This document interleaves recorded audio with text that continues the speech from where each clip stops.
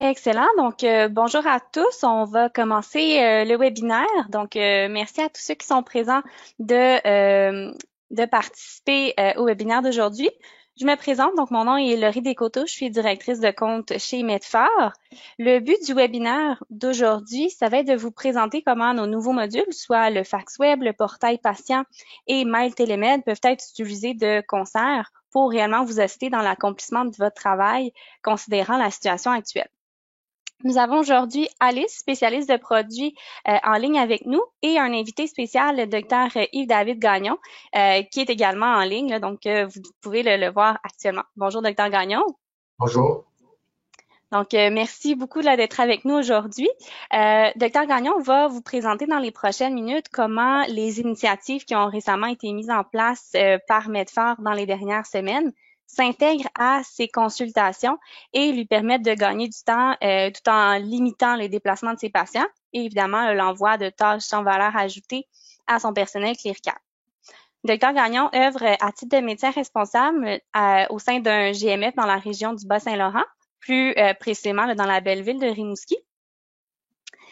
Alice et Docteur Gagnon vont être disponibles à la fin de la présentation pour répondre à vos questions. Là, donc, à tous nos participants, je vous invite à nous poser vos questions tout au long du webinaire dans l'outil questions qui est prévu à cet effet et on y reviendra là, à la fin de la présentation. Juste avant de laisser la parole à Dr Gagnon, vous vous souviendrez les trois outils qui sont récemment mis à la disposition de toutes nos cliniques, soit le fax web, le portail patient et Mail Télémed. C'est sur ces trois modules-là qu'on va mettre l'accent aujourd'hui. Donc, vous savez que ces trois modules-là sont accessibles à partir de n'importe quel dossier patient. Donc, si j'accède au dossier de Madame Marie Lalande, à même mon dossier patient, j'ai accès au portail patient, à Mail Télémed et à mon outil fax web. En date d'aujourd'hui, 200 000 fax ont été envoyés depuis le déploiement du fax web à toutes nos cliniques le 1er mars. Donc, on parle de 200 000 documents ou prescriptions envoyés par nos cliniciens en un clic à même mail, ce qui permet donc de conserver une méthode de travail optimale et ce, même en travaillant de la maison. L'outil FaxWeb est accessible à partir de notre clinique. Si par exemple, je veux envoyer une prescription, une requête d'examen ou encore une demande de consultation. Ou autrement, je peux également utiliser le FaxWeb pour envoyer plusieurs documents à la fois. Il me suffit de sélectionner les documents en question et de sélectionner l'option faxer. Si j'ai déjà un intervenant externe au dossier, je peux le sélectionner de sorte à avoir toute l'information prête à être envoyée. Et je fais faxer tout simplement. On a également un deuxième module, donc le portail patient, qui, depuis le 1er mars, a permis aux cliniques intéressées de partager à l'heure actuelle là, 30 000 documents et ainsi éviter aux patients de se déplacer inutilement à la clinique. Donc, le portail patient, qui est également accessible à partir de la bannière d'identification, vous permet d'envoyer soit un message de manière sécurisée au patient ou encore d'envoyer documents numérisés à l'aide de l'icône portail ou même un résultat de laboratoire, annoté ou non de votre commentaire que vous pourriez avoir prédéfini et réutilisé pour chacun de vos patients. Il vous suffit qu'à le synchroniser au portail. Aussi simple que ça. Finalement, le troisième module, MyTelemed, est disponible lui également à partir de la bannière d'identification de votre patient et va vous permettre facilement de compléter des consultations à distance. MyTelemed va vous permettre d'envoyer en quelques secondes un lien à votre patient, soit l'invitant immédiatement à une téléconsultation ou encore à l'aviser qu'à son prochain rendez-vous, dans ce cas-ci le 21 mai, la consultation se fera par visioconférence. Ainsi, 15 minutes avant l'heure prévue du rendez-vous, le patient va pouvoir s'y connecter et accéder à la chambre virtuelle de consultation. Nous verrons dans les prochaines minutes le docteur Gagnon utiliser ce module-là dans le cadre d'une consultation. Juste avant là, en rafale, je voulais là, vous présenter quelques chiffres au niveau du déploiement puis de l'adoption de MyTélémed. Depuis son déploiement, là, il y a à peine 2 semaines, on parle déjà de 700 heures de consultation, de téléconsultation qui ont eu lieu à même mail pour limiter le déplacement des patients. Ça équivaut à 3000 rendez-vous complétés par près de 700 cliniciens dans plus de 200 cliniques au Québec. Donc, un réel succès au niveau du déploiement là, de masse d'une plateforme de télécommunication comme ça. Maintenant, ces 3 initiatives-là ont été déployées dans le but d'être utilisées conjointement pour assurer la fluidité de votre travail malgré les restrictions puis les complications qu'engendre la situation actuelle. C'est pour cette raison que j'inviterai Dr Gagnon, un fervent utilisateur de mail depuis plusieurs années, à nous présenter comment il intègre ces outils lors d'une consultation typique pour optimiser la dispensation des soins à ses patients. Premièrement, Dr Gagnon, merci beaucoup d'être avec nous aujourd'hui. C'est gentil et grandement apprécié que vous nous donniez de votre temps pour aider vos collègues à comprendre comment simplement vous pouvez utiliser plusieurs fonctionnalités clés dans Mail de façon fluide tout en donnant un bon service à vos patients.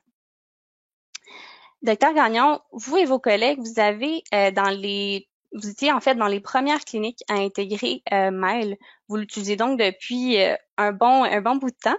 Sachant que Medforce s'efforce d'innover constamment et d'offrir à ses cliniques de nouvelles fonctionnalités, comment est-ce que vous vous assurez de rester informé de ces nouveaux outils qui vous permettent de vous aider dans votre travail au quotidien? Est-ce que c'est par exemple, la base de connaissances qui est accessible à tout le monde à partir de l'onglet Mail? Est-ce que c'est par des webinaires comme celui-ci ou par notre support à la clientèle ou encore par les communications qui sont envoyées par l'équipe, soit via courriel ou notre plateforme interne de communication? Ben, écoutez, je pense que c'est un peu ces trois réponses-là. La base de connaissances est très intéressante pour nous donner des informations sur les nouvelles fonctionnalités qui sont développées. Et il y a aussi dans les communications de mail qu'on reçoit, puis qui nous parlent des nouveautés qui arrivent à chaque fois. Et vu qu'il y a l'utilisation intuitive de mail aussi, des fois on se rend compte en utilisant la solution qu'il y a eu des changements, qu'il y a des choses qui sont quand même déjà en place, puis même des fois sans avoir de tutoriel, on va réussir à se débrouiller avec parce que l'utilisation est quand même relativement simple. Les webinaires aussi sont très utiles, surtout quand il y a un fonctionnement d'une nouvelle fonctionnalité, puis qu'on veut comprendre un petit peu l'ensemble de la nouvelle fonctionnalité, puis d'avoir la formation complète. Donc ça, c'est un autre volet. Et troisièmement, le support clientèle est très utile aussi. C'est sûr que la plupart des médecins, ceux qui utilisent moins souvent ou qui sont moins à l'aise avec l'informatique, vont des fois avoir des problématiques. Alors, ils vont peut-être plus souvent demander au niveau du support à la clientèle. Et à ce moment-là, il y a beaucoup d'informations qui sont données pour nous aider à nous dépanner. Donc, on réussit à avoir un fonctionnement fluide avec la solution. Excellent, super, merci pour cette réponse. Donc, Dr Gagnon, on va plonger dans une mise en situation. Donc, je vous laisse prendre le contrôle. On va ouvrir le dossier d'un patient, là, par exemple, Tracy Boivin. Pour ceux qui nous écoutent, là, vous comprendrez qu'on est dans un environnement de démonstration, donc toute information médicale des patients là, sont fictives. Dr Gagnon, considérant que plus de 500 cliniciens ont assisté à nos webinaires et bien plus encore ont consulté la base de connaissances, on imagine qu'ils sont donc bien informés au niveau des nouvelles fonctionnalités à leur disposition. J'aimerais que vous nous montriez dans le cadre de votre quotidien comment vous les mettez en application, ces nouvelles fonctionnalités-là, de sorte à minimiser les déplacements et les intermédiaires lors du traitement d'un patient. Donc, si on prend l'exemple justement là, de Madame Tracy Boivin qui présente des symptômes d'IVRS, elle attend donc votre invitation pour la téléconsultation. Dites-moi, à la clinique, comment fonctionnez-vous au niveau de la téléconsultation? Est-ce que vous prenez actuellement les rendez-vous de manière téléphonique pour prioriser les cas urgents, puis vous partagez immédiatement le lien de la consultation, de la téléconsultation, pardon, ou est-ce que de votre côté, vous débutez une consultation de manière téléphonique et au besoin, vous migrez vers MyTélémed? C'est sûr qu'actuellement, de la façon qu'on déploie, c'est plus facile dans un premier temps pour nous familiariser aussi, de commencer l'entrevue par voie téléphonique, ce qui nous permet de migrer vers télémède au besoin, puis ce qui nous permet aussi d'accompagner le patient parce que des fois, les gens sont moins à l'aise avec la mécanique même si elle est très simple, on les aide à retenir le numéro du mot de passe pour avoir accès à la téléconsultation. Puis, évidemment, les gens ne sont pas tous au même niveau du côté informatique. Puis, des erreurs de base, même si télémède est simple, ça peut arriver. Donc, on préfère commencer par téléphone. Donc, on garde le lien téléphonique avec le patient. Puis aussi, des fois, on n'a pas toujours eu le temps d'avertir notre patient qu'il y aurait un courriel pour commencer la consultation. Donc, à ce moment-là, s'il ne vérifie pas suffisamment fréquemment son courriel, il ne saura pas. Donc, on va être en attente de voir le patient, puis le patient n'arrivera jamais. Donc, on a commencé avec le téléphone pour être capable d'accompagner le patient puis qu'il se sente accompagné dans la démarche. Si on prend l'exemple ici, on va pouvoir essayer de faire la situation bientôt, je crois. Exactement. Donc, je vous laisse prendre le contrôle. Moi, je vais, pour tout le monde qui nous écoute, là, ça va être moi que vous allez voir comme médecin parce qu'on utilise mon ordinateur aujourd'hui. Donc, allez-y, docteur Gagnon, je vous laisse nous montrer comment est-ce que vous fonctionnez au niveau de MyTélémed. Donc, évidemment, je suis dans le dossier de Mme Tracy Boivin. Alors, j'appuie ici sur l'icône de la caméra pour commencer la téléconsultation. Ce qui me dit à ce moment-là que j'envoie une demande avec les coordonnées du patient et son courriel. Donc, automatiquement, la demande est envoyée.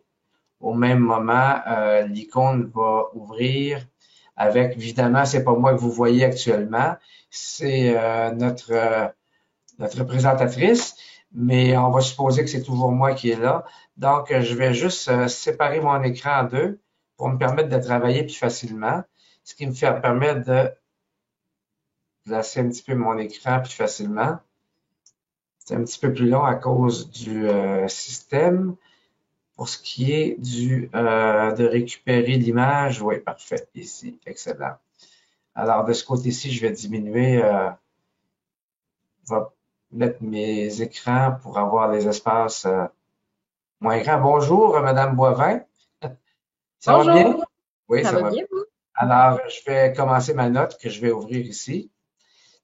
Évidemment, Excellent. Puis, justement, cette patiente-là fictive, vous avez donc séparé votre écran en deux. Est-ce que c'est parce qu'habituellement, vous travaillez à un seul écran?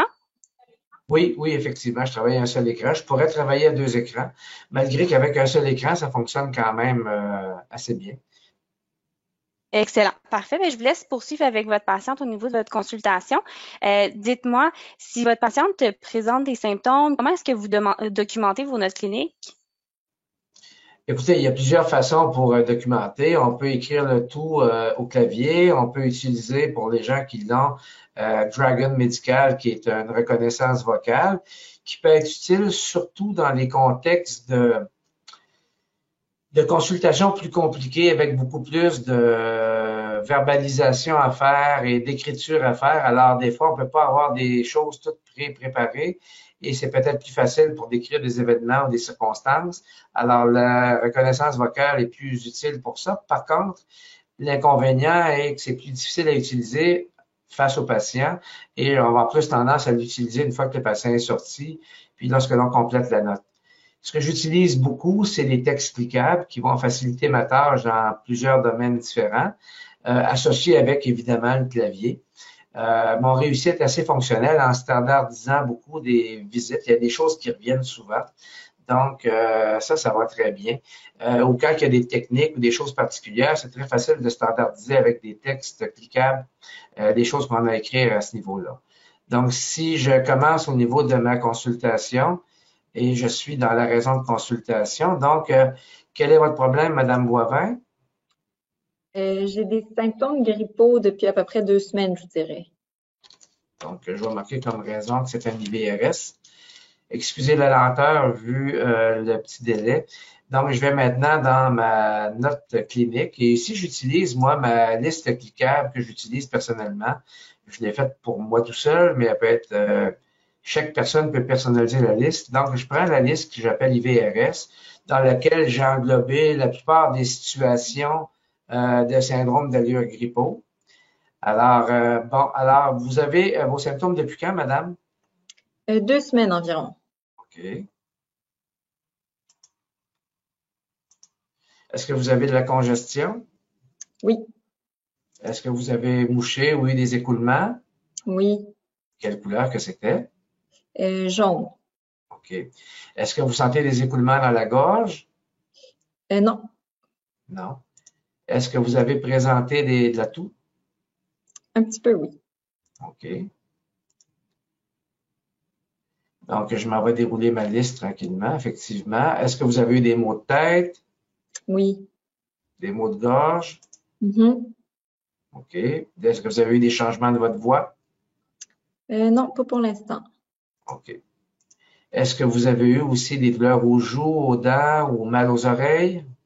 Oui, je vous dirais que oui. À tout ça? Oui, Oui, parfait. Vous avez l'air bien quand même pour tous ces symptômes-là. pas convaincante, hein? D'accord. Est-ce que vous avez eu de la fièvre, des frissons? Non. Non. Bon. Alors, je me retrouve avec ma liste cliquable qui m'a permis d'avoir mon histoire, évidemment. Bon, c'est évidemment chaque personne, chaque médecin a ses particularités. Il aime intégrer tel élément ou tel autre élément. Évidemment, nous sommes dans une rencontre téléphonique, en télémètre plutôt. Alors, l'examen physique, c'est sûr que si les gens avaient des appareils pour mesurer certaines mesures comme des saturométries, tout ça, on pourrait les inscrire. Puis par la suite, je m'en vais sur mon diagnostic. Juste Qui, avant, Dr. Gagnon, oui, dites-moi, vous nous avez justement montré là, un beau explicable d'IVRS. C'est vous qui avez développé donc ce gabarit-là.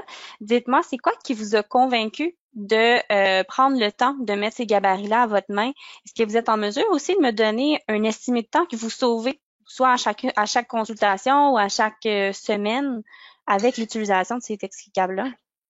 souvent, en contexte de 100 rendez-vous, ça va m'aider sûrement à diminuer de moins de 2 à 5 minutes par entrevue. Tout dépendant de l'entrevue, évidemment, et même plus parfois. C'est sûr que j'ai pas des textes cliquables pour toutes les situations parce qu'on pourrait cliquer à l'infini, mais il y a des conseils standardisés qu'on va donner aux patients dans certaines situations, des recommandations dans les niveaux de soins, des procédures de petite chirurgie où est-ce qu'on a, bon, sous champ stérile, sous désinfection locale avec telle chose, des choses qui reviennent régulièrement. Puis ça, ces bouts de phrases-là, je suis capable de les assembler. Puis c'est pas très difficile à faire dans les textes cliquables. La première fois, les gens ont l'impression que c'est quelque chose de plus complexe, mais c'est vraiment pas de la programmation, c'est juste de savoir les méthodes pour faire écrire les textes. Puis habituellement, souvent, dans chaque clinique, il y a peut-être un super utilisateur, souvent qui va venir à l'aise avec ça, puis il peut peut-être aider ses collègues à faire des textes cliquables, ou du moins en fabriquer puis les partager avec eux au niveau de la clinique. Mais c'est facilement 2 à 5 minutes par entrevue. Excellent, super. Je vous laisse poursuivre à ce moment-là avec votre patiente pour terminer votre consultation. Donc, on va supposer, sans discuter de la pertinence dans le contexte artificiel actuel, qu'on a une patiente avec une sinusite qui va prendre dans mon code diagnostic aujourd'hui, sauvegarder, et qui me permet après ça d'arriver à l'étape suivante, qui est la prescription, en supposant que la patiente, évidemment, n'avait pas d'allergie. Et puis, je vais lui prescrire de l'amoxil, qui, avec les nouvelles recommandations de l'INES que j'aime pas, nous disent que c'est un traitement de 5 jours seulement dans les sinusites. Alors, ce sera pas bien long, ça va apparaître. Excellent. Et au niveau de votre prescription, docteur, dites-moi, est-ce que vous envoyez systématiquement vos prescriptions par fax ou est-ce que vous le faites seulement pour des patients qui seraient soit en perte d'autonomie ou encore le plus propice à perdre la prescription? Écoutez, oui, actuellement, j'envoie toutes les prescriptions par fax en autant que possible. Évidemment, habituellement, je suis synchronisé avec le DSQ, puis ma prescription est légale en tout temps. C'est sûr que maintenant, avec la période du COVID, le Collège des médecins accepte qu'on fasse les prescriptions sans être nécessairement synchronisé avec le DSQ. Alors, en raison encore plus facile d'envoyer toutes les prescriptions par fax, les pharmaciens, souvent, ne désirent plus recevoir de papier, puis de toucher au moins possible de papier dans les pharmacies. Ça ne se fait pas dans toutes les régions du Québec, mais nous, à Rimouski, ça a été une chose qui a été demandée. Donc, évidemment, je l'utilise par fax. Je suis certain que la prescription sera et j'ai aussi, peut-être qu'on va y revenir un peu plus tard, des façons de m'assurer que le fax est bel et bien rendu. Donc, si j'arrive avec cette prescription que j'ai maintenant à signer, j'aurais pu lui prescrire du Nasonex, d'Hydrasens, d'autres choses pour la sinusite. Et donc, je rentre ma pharmacie qui n'est pas indiquée ici actuellement. Ah oui, il y en a une qui est indiquée, parfait. Alors, je vais pouvoir rentrer mon mot de passe. Et je peux maintenant tout simplement faxer la prescription. Voilà. Excellent. Puis, vous mentionnez justement tantôt la question de réception des fax par la pharmacie. Il y a souvent plusieurs personnes qui nous demandent si les fax échouent souvent, puis c'est compliqué de les réexpédier au destinataire. Donc, vous disiez que de votre côté, ça semblait ne pas être une situation qui est problématique. Non, on a souvent quand même, on a particulièrement des fois des fax dans certains établissements, que ce soit on peut en parler pour les prescriptions, mais ça peut être aussi pour les prélèvements qu'on va demander ou des requêtes qu'on envoie à certains endroits au niveau des centres hospitaliers. Il y a trop de fax qui arrivent en même temps là-bas, puis à ce moment-là, ça bloque. Donc, si je viens dans le portfolio ici en haut, je clique dessus parce que je vois avec le numéroteur rouge qu'il y a eu des échecs de fax. Donc, je le sais automatiquement. Là, je vais aller voir dans mon portfolio, puis je m'en viens voir ici dans l'échec des fax, où est-ce que je vais cliquer dessus. Puis je vois ici, admettons, un fax qui n'avait été envoyé, puis qui est refusé. Donc, moi, je vais le renvoyer tout simplement en appuyant ici. Et tout ce que j'ai à faire, c'est, dans ce cas-là, c'était pas une prescription, c'était des documents à envoyer, comme vous aviez fait dans votre démonstration tout à l'heure. Donc, j'ai seulement à le refaxer à ce moment-là, aux mêmes coordonnées. Et c'est reparti. Si c'était une prescription, j'aurais à réinscrire à nouveau mon mot de passe pour la prescription. Puis à ce moment-là, ma prescription vient d'être envoyée à nouveau. Excellent. Parfait. Si on revient à notre patiente, on a pas mal terminé la consultation. Juste avant, elle vous demande en fait si c'était possible de lui partager le résultat de laboratoire de prise de sang de son fils via son portail. Comment est-ce que vous vous y prendriez à ce moment-là? Ben, à ce moment-là, c'est sûr qu'on peut aller et puis poser des questions, mais sans me demander trop de questions à madame, je vais aller sur son dossier avec les démographies identifiants en cliquant sur son nom. Et aussi, j'ai les relations. Alors, en cliquant sur les relations, je peux voir s'il y avait un nom de mari, des enfants. Donc, il y a Anthony Fortier, 12 ans, qui est dans ce cas-là son fils. Alors, j'ai pas le choix c'est sûrement de celui-là qu'elle me parle. Puis en appuyant directement sur son nom, ben, j'ai automatiquement son dossier et je peux aller voir dans ses résultats d'examen qu'est-ce qu'il y a eu, puis qu'est-ce qu'elle voulait savoir par rapport à un résultat qui serait, par exemple, la formule sanguine, ou est-ce que je dirais, écoutez, tout est bien beau, une hémoglobine de 137, il n'y a pas de choses significatives, etc., etc., etc. Sans avoir eu pour autant à quitter le dossier de client. Je peux Excellent. Puis si elle vous demande d'avoir une copie de ce résultat-là au niveau de l'envoi du portail, comment est-ce que vous y prenez? Une copie du patient, de son fils? Du résultat de laboratoire de son fils, exactement. Alors, je vais retourner, je m'excuse, je vais retourner ici, dans ses relations. Donc, je reprends le dossier de son fils. Je reprends ici l'examen, qui est celui-ci. Donc, j'ai deux façons. Si son fils était au portail, je pourrais tout simplement lui envoyer ici, directement. Désolé. Excusez-moi, Siri a pensé que je lui parlais. Je pourrais lui envoyer directement comme ça. À ce moment-là, j'aurais la case qui dit que cette personne ne gère pas ses propres comptes. Puis je pourrais mettre un petit mot qui dirait tout est normal. Donc, ça me permet d'interpréter le rapport, ce qui est un avantage par rapport à quand les gens vont sur le DSQ où ils se mettent à interpréter eux-mêmes le résultat, puis ils se fatiguent sur des banalités qu'on considère normales. Donc, il y a cette façon-là. L'autre façon, c'est que je pourrais ici imprimer.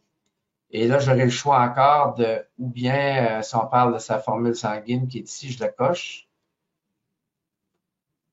Et je peux l'envoyer ou par fax ou l'imprimer,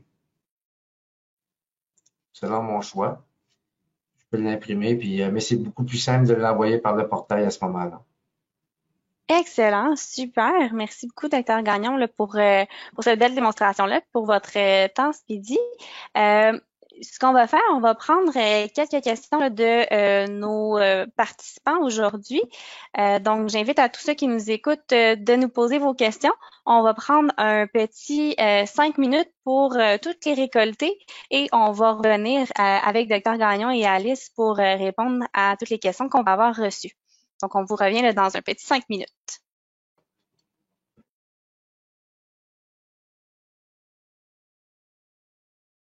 OK, donc merci tout le monde de votre patience. Merci, Dr. Gagnon, d'encore être là avec nous.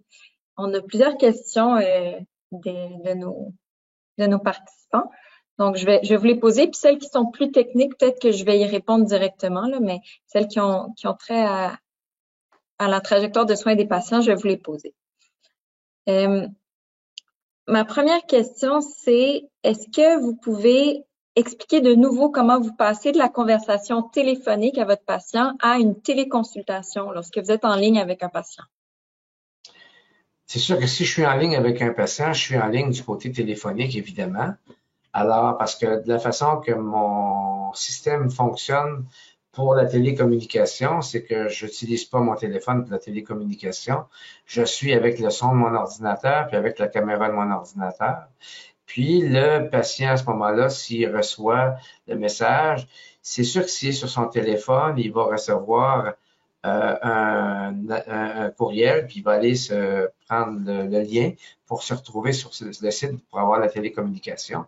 Et à ce moment-là, lorsque ça fonctionne, évidemment, on a tendance à enlever justement la relation téléphonique parce qu'il y a du biofeedback, il y a du feedback qui se fait à ce niveau-là, ça fait des bruits. Alors, automatiquement, on n'a pas le choix. Mais les deux systèmes ne fonctionnent pas de la même façon. Ou je suis sur la ligne cellulaire ou téléphonique, ou je suis pas par la voie pas téléphonique, mais numérique de mon ordinateur. Fait que les deux peuvent aller en parallèle. Parfait. Donc, quand vous êtes en communication téléphonique avec le patient, vous accédez à son dossier si jamais il y a besoin, si vous avez besoin de le voir, puis vous lui lancez l'invitation de là. C'est exact? Effectivement. Je suis en train de parler avec le patient. Moi, j'ai ouvert souvent ma note clinique. Puis, si on veut virer en note du côté télémed, ben, je fais cliquer sur l'icône de la petite caméra, puis à ce moment-là, je pars ma consultation en cours de route. J'attends que le patient reçoive le message. Là, si jamais il est embêté, il peut me parler au téléphone, puis je peux le conseiller à ce moment-là pour qu'il puisse faire la liaison avec le système. Parfait, merci beaucoup. Une autre question que j'aurais pour vous, c'est comment est-ce que vous avez informé les patients de l'existence du portail patient dans votre clinique? Actuellement, on le fait un petit peu au fur et à mesure avec le secrétariat. Lorsque les gens prennent un rendez-vous, on va leur dire que c'est possible qu'il y ait une rencontre qui soit par téléphone ou qu'on le fasse par télémédecine. Ils essaient évidemment de s'informer, puis ils s'assurent que aussi il y a un courriel valide qui est inscrit au dossier du patient. Sinon, on peut pas vraiment communiquer parce que ça se fait par le courriel à ce moment-là. Donc, à ce moment-là, les patients sont informés. On n'a pas fait d'envoi de masse actuellement pour les informer de cette possibilité-là. Puis souvent, avec les consultations téléphoniques qu'on fait de plus en plus à cause du COVID, il y a des gens qui n'avaient pas voulu laisser leurs coordonnées de courriel, puis maintenant, ils vont accepter de les laisser parce qu'ils se rendent compte que c'est un outil pratique pour communiquer. Parfait, je vous remercie beaucoup.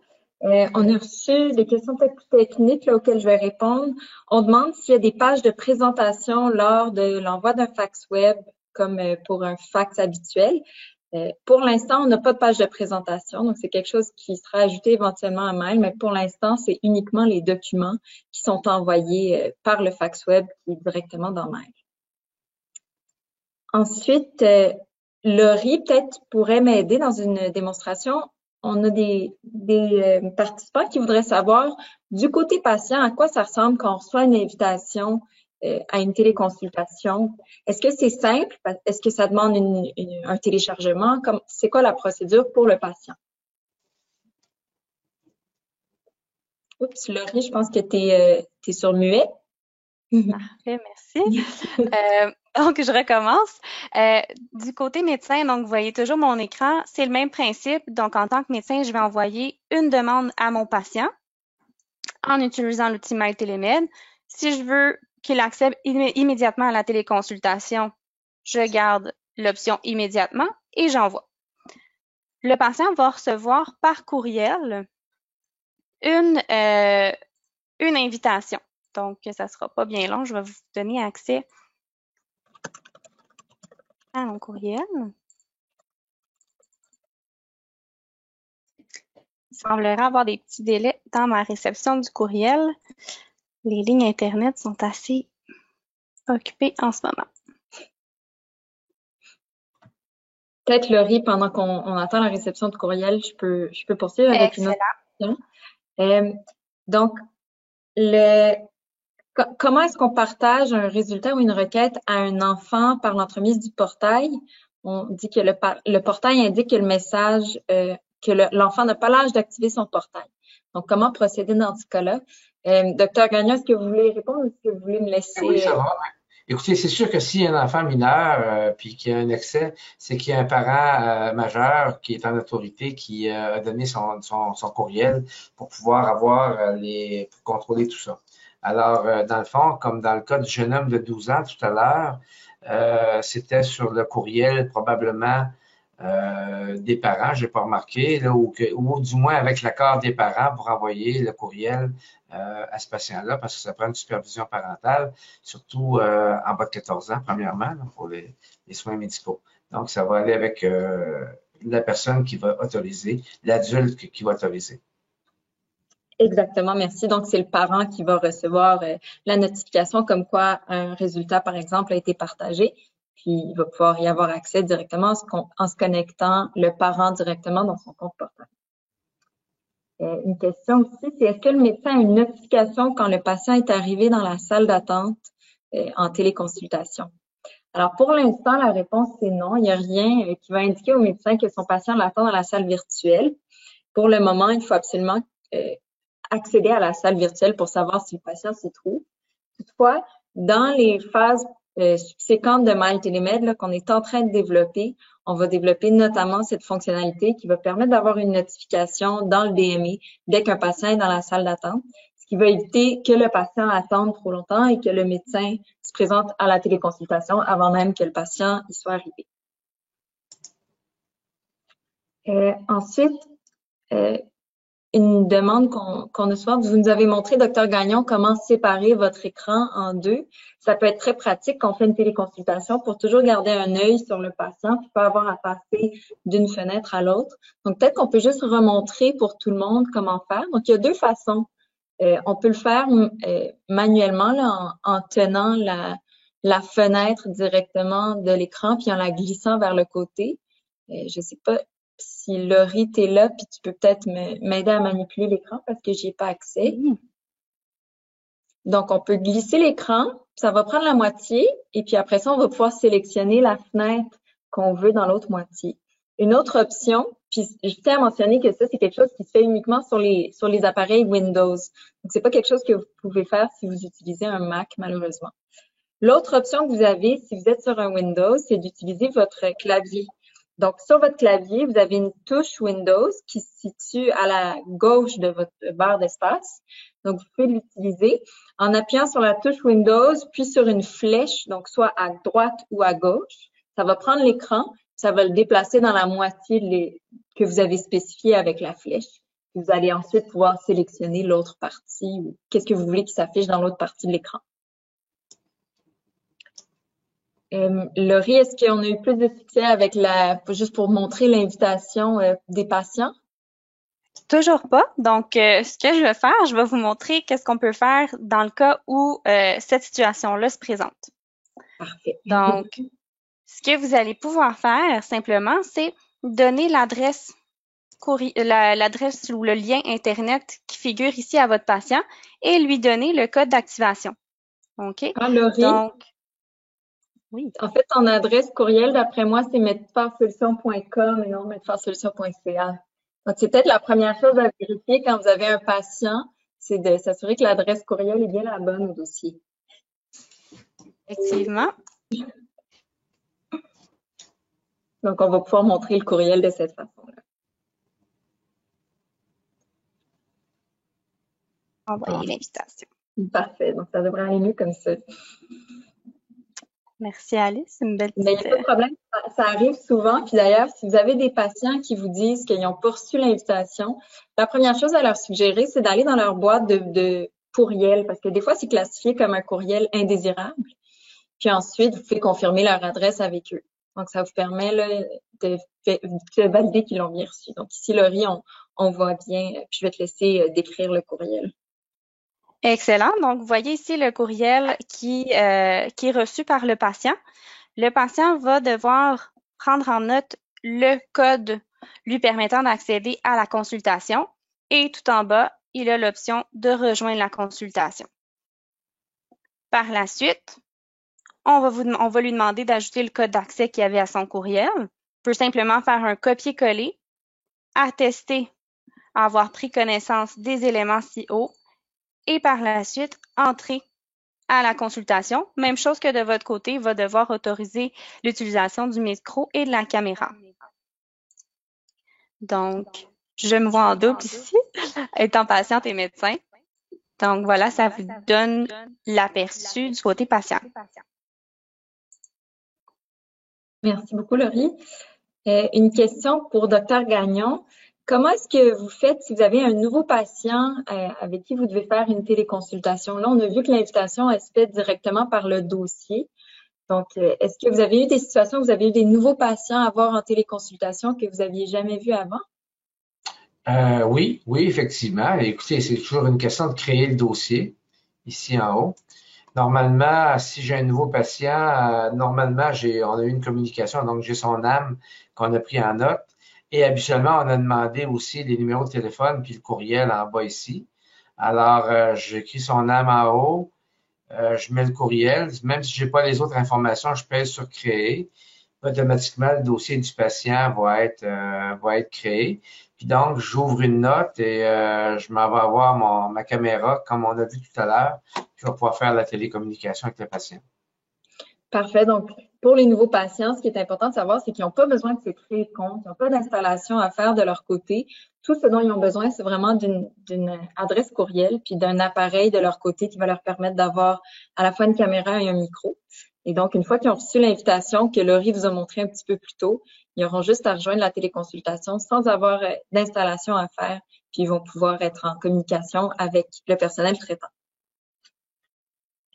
Ensuite, une question qu'on a reçue, c'est est-ce que les rendez-vous se prennent juste aux 15 minutes comme dans React? En fait, il y a deux réponses à cette question-là. D'abord, dans Mail, il n'y a pas de durée fixe pour un rendez-vous. Donc, vous pouvez faire un rendez-vous de 7 minutes si ça vous plaît. Il n'y a rien qui vous en empêche.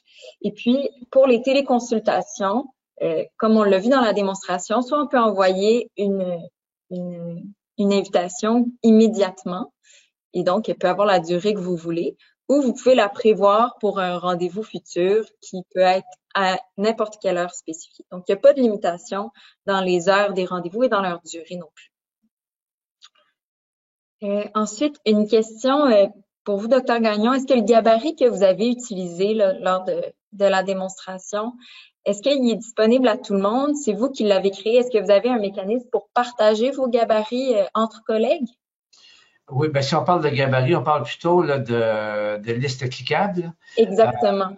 Cliquable. Normalement, si je me souviens bien, avec l'adjointe administrative, je crois qu'on va dans les arrangements ici, dans la configuration. Attendez un petit peu. Peut-être que je peux vous donner un petit coup de main. Parce que de temps en temps, mon adjointe administrative est meilleure que moi. À savoir, je pense que c'est dans le côté administratif, peut-être? Oui, exactement. C'est dans le module administratif qu'on voit pas en ce moment. Donc, elle va pouvoir prendre les listes cliquables de n'importe quel collègue du bureau puis les fournir à n'importe quel autre collègue du bureau sans qu'il y ait besoin de copier ou de recommencer les mêmes choses partout.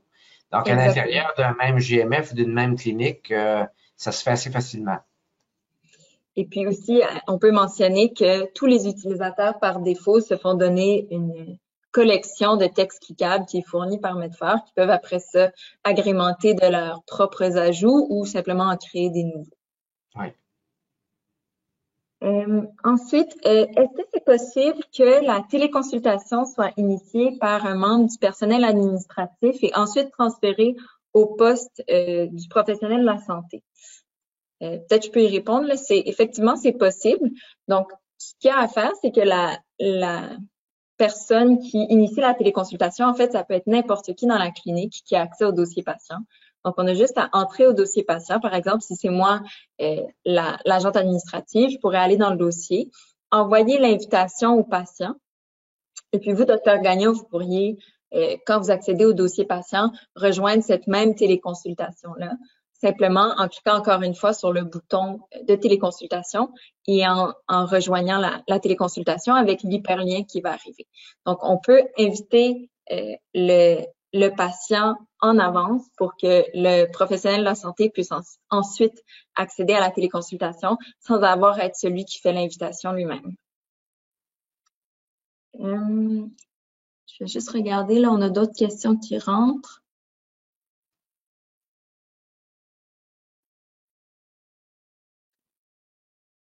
Peut-être pour vous, docteur Gagnon, pour les consultations téléphoniques en clinique, est-ce que c'est vous qui appelez votre patient à l'heure du rendez-vous ou vous procédez de la façon inverse, votre patient qui vous appelle? La façon que nous fonctionne, c'est je fais l'accès adapté. Donc, les patients appellent pour avoir un rendez-vous. Alors, d'emblée, les secrétaires, évidemment, avec les algorithmes qu'on a maintenant pour le COVID, vont vérifier si c'est un cas chaud ou un cas froid. Si c'est un cas chaud, évidemment, ils vont voir si ça peut être réglé par téléphone, puis à ce moment-là, il va donner un rendez-vous téléphonique. Sinon, ils vont les référer aux endroits qu'il faut parce qu'on ne peut pas les voir. Si c'est un cas froid, elle va d'emblée se présumer que ça peut se faire par rendez-vous téléphonique, tout dépendant du niveau de triage qu'on met avec la secrétaire. Puis si en cours de route, on considère que c'est un cas qu'on a besoin de voir sur place, on va le faire venir. Mais chaque médecin fait sa conduite par rapport à tout ça. C'est sûr que nous, les cas froids de gens en bas de 70 ans, qui ça semble assez clair au téléphone, on va les laisser venir s'ils veulent venir au bureau. Par contre, si ça peut se régler par téléphone facilement, comme par exemple une situation d'anxiété ou tout ça, ça peut se faire très bien par téléphone à ce moment-là. On ne les fait pas déplacer pour rien. Ça dépend du cas par cas à ce moment-là. Parfait, je vous remercie. OK, on a des questions par rapport aux frais pour envoyer des fax par Medfort, puis des frais supplémentaires pour envoyer un message par l'entremise du portail ou pour envoyer un document. En fait, pour l'instant, dans la situation actuelle, les produits de fax web et de portail patient ont été offerts gratuitement à nos clients jusqu'en septembre. Donc, il n'y a pas un frais transactionnel pour ni l'un ni l'autre de ces éléments-là. Actuellement, par contre, le fax web pour les cliniques qui l'utilisaient avant, vous savez que c'est transactionnel, donc c'est un prix par fax. Et peut-être, là, j'ai pas les détails, là, mais si jamais tu les donner, tu les ajouteras. Puis sinon, pour les envois de messages au portail, une fois qu'une clinique utilise le portail patient, il n'y a pas de limite ou il n'y a pas de coût additionnel par envoi de message. Donc, le nombre de communications que vous voudrez envoyer au patient, là, il n'y aura pas un maximum sur ça. Si je peux répondre là-dessus, on s'est posé la question par rapport au fax web. On a vite réalisé que ce qu'on sauvait en temps clérical était énorme par rapport à, je pense que je vous donne des ordres de grandeur, aux alentours de 5000 fax pour 500 $ ou en tout cas, bref, c'était vraiment ridicule ce que ça pouvait nous coûter par rapport à tout le temps que ça pouvait prendre à nos secrétaires d'imprimer une feuille, signer la feuille, reprendre le numéro de téléphone, refaxer la feuille, manipuler puis sortir du bureau pour donner le papier à la secrétaire, alors qu'on le fait directement, ce qui prend à peu près 5 secondes, va en prendre 2 minutes, 3 minutes dans le meilleur des mondes. Donc, c'était vraiment avantageux. Bon, puis nous, ça n'avait pas été un problème. Là, en plus, on est chanceux. Jusqu'au mois de septembre, ça coûte aucun frais pour les fax web. Tant mieux. Merci beaucoup de votre ajout. Une autre question vraiment importante qu'on a reçue, c'est est-ce que MyTélémed peut être utilisé dans les établissements publics? Et puis, la bonne nouvelle, c'est que oui, il n'y a pas de problème. Ça peut être utilisé dans les établissements publics. Pour l'instant, ce que je tiens à préciser, c'est que dans la phase actuelle de MyTélémed, ça prend nécessairement un appareil à la fois du côté patient et du côté personnel traitant qui est muni d'une caméra et d'un microphone. Donc, on sait qu'il y a certaines cliniques où c'est pas le cas, où les ordinateurs n'ont pas de caméra, par exemple. Toutefois, dans la prochaine phase de Télémed qui devrait être déployée vraiment sous peu, ça va être possible d'avoir une communication unidirectionnelle en Télémed. Donc, que le personnel traitant puisse voir le patient sans lui-même avoir une caméra, donc sans avoir une transmission vidéo du côté clinicien.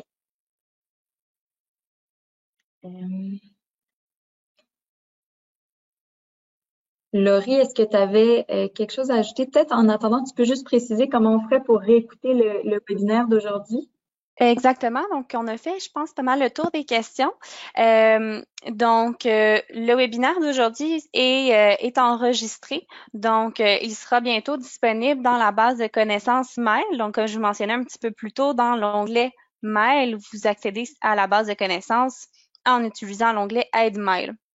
Donc, la vidéo d'aujourd'hui va être disponible pour ceux soit qui sont arrivés en retard ou pour ceux qui n'ont pas pu se joindre à nous aujourd'hui.